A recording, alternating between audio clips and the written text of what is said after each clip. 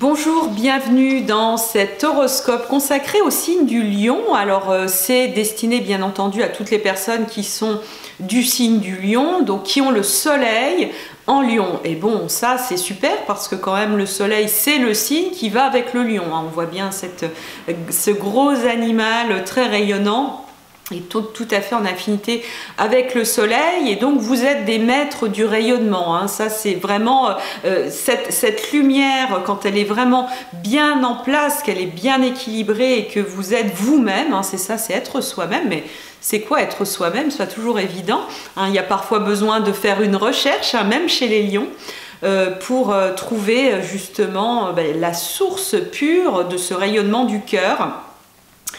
Et cette année, vous êtes placé vraiment dans un endroit intéressant pour vous.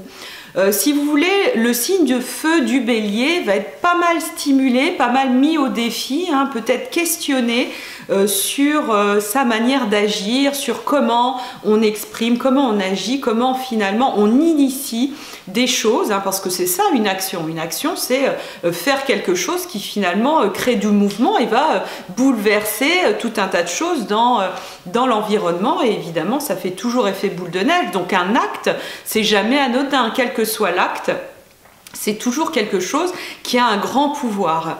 Ce grand pouvoir du bélier, mais on va revenir à vous au lion parce que vous allez comprendre le lien, ce grand travail et ce grand défi qui se situe dans le signe du bélier avec Mars, qui va rétrograder toute une partie de l'année, depuis le mois de juin jusqu'au mois de janvier 2021. Mars sera dans le bélier et va être vraiment titillé, travaillé, frustré aussi peut-être.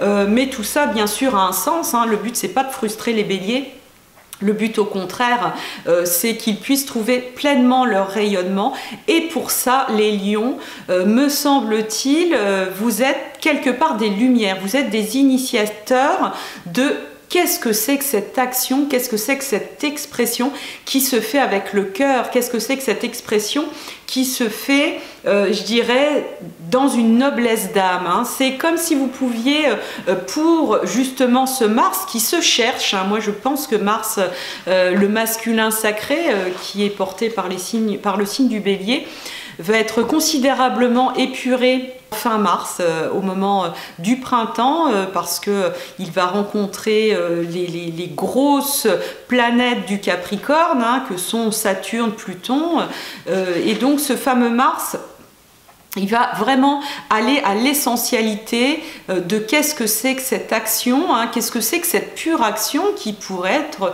finalement une reliance directe au divin, hein, parce que le bélier, c'est un petit peu ça, hein, le bélier, c'est être connecté au plus haut et agir sans réfléchir. Donc il vaut mieux être connecté au plus haut finalement quand on agit sans réfléchir. Donc ça va être un petit peu ça le gros boulot des béliers, mais vous, c'est une action et une expression qui part du cœur. Le lion est très très centré et très relié au cœur. Et plus vous allez être dans justement ce ressenti du cœur, cette capacité d'amour, hein, parce qu'il y a énormément d'amour évidemment dans le lion, hein, c'est un amour qui rayonne, c'est un amour solaire, plus vous allez être dans sa capacité évidemment de vous aimer, mais c'est pas un amour narcissique où vous vous aimez parce que vous êtes dévalorisé et que du coup vous êtes mieux que les autres, etc.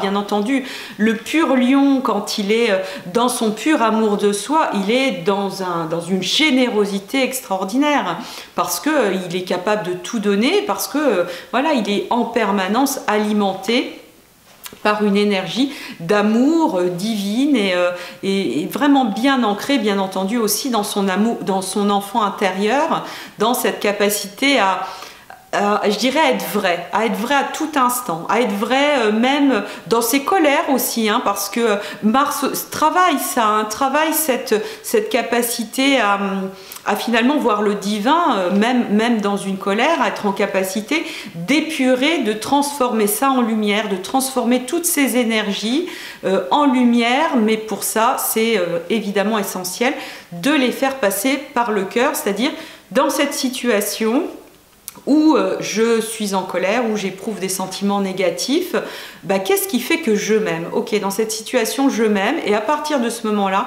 vous allez exprimer des choses absolument extraordinaires et être en capacité d'inspirer votre entourage, d'avoir un énorme impact aussi, un impact lumineux, réchauffer, permettre aux autres aussi de prendre confiance en eux-mêmes. Ça, c'est vraiment extrêmement important par rapport à l'énergie du lion. Dans mon livre Une vie de famille, le mandala des signes astrologiques, qui traite justement des opposés complémentaires, j'ai illustré le lion, alors j'espère que vous voyez bien, comme vraiment quand il est aligné, quand il est positif, dans cette capacité de rayonnement et justement d'illuminer, d'éclairer, de réchauffer, de permettre à tout un chacun justement de devenir ensuite son propre centre créateur. Ça, c'est quand il est bien polarisé par le signe qui est en opposition avec lui, c'est-à-dire le signe du Verseau. Parce que quand il n'est pas bien polarisé, voilà ce que peut donner un lion, hein, un lion qui brûle tout, puis vous avez des petits doigts qui essayent de lever le doigt derrière, et on a vraiment ce lion écrasant qui veut prendre toute la place.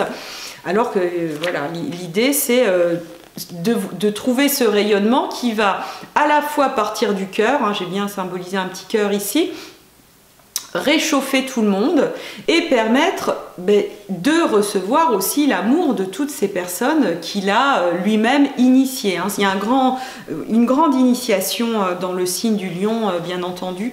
Je replace ça parce que ce travail de polarisation, il va être important parce que Saturne, qui a passé un bon bout de temps en Capricorne, va entrer dans votre signe opposé qui est le signe du Verseau et qui est un signe qui a pour vocation de créer des synergies entre les êtres et de permettre à chacun finalement d'être au cœur d'un grand projet tout en permettant un rayonnement individuel. Alors ça, c'est quand le Verseau est bien polarisé par le lion, hein. Vous voyez, il y a un gros travail énergétique avec ces illustrations.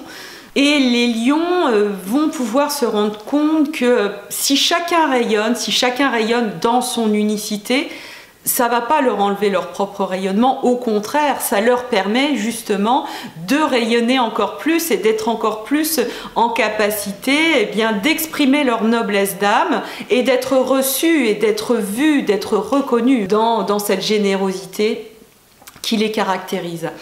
Donc voilà pour cette année 2020, c'est vraiment une belle année pour le signe du lion, hein, une année qui peut être une année de défi, hein, avec la première incursion de Saturne en Verseau, hein, ça va vous permettre à la fois peut-être de rencontrer certains défis, mais en même temps c'est des défis qui vont vous permettre de trouver bien la force de votre rayonnement et en quoi elle est nécessaire à la bonne marche du monde et à l'installation des nouvelles énergies.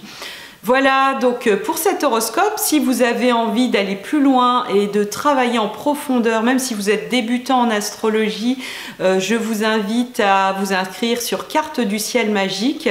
Vous pourrez construire votre mandala avec la position des planètes au moment de votre naissance et comprendre justement comment vous allez pouvoir rayonner et utiliser les différentes facettes qui sont symbolisées par ces planètes, parce qu'évidemment on n'est pas que un signe solaire, hein, on est tous les signes. Voilà, donc je serai ravie de vous accueillir.